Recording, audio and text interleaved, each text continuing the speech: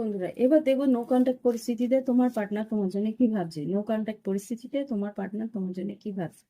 Just please আমাকে দেখো, no contact পরিস্থিতিতে আমার কালেকটিভ বন্ধুদের পার্টনার কি ভাবছে।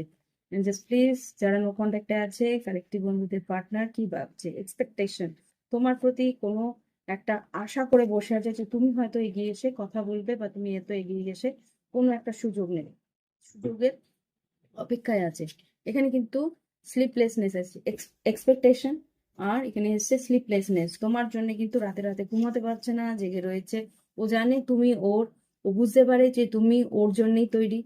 হুম। তো এখানে ও একটা ঘোরের মধ্যে আছে যে তুমি আগে হয়তো এগিয়ে এসে স্টেপ নেবে, হয়তো তুমি আগে ওই সেই পরিস্থিতিতে তুমি নিজেই এগিয়ে কথা বলতে, তো সেই জায়গায় ও কিন্তু এখনো অপেক্ষা করছে। আর তোমাকেই ও বারবার করে নিজের কাছে পেতে চাইছে। ওকে।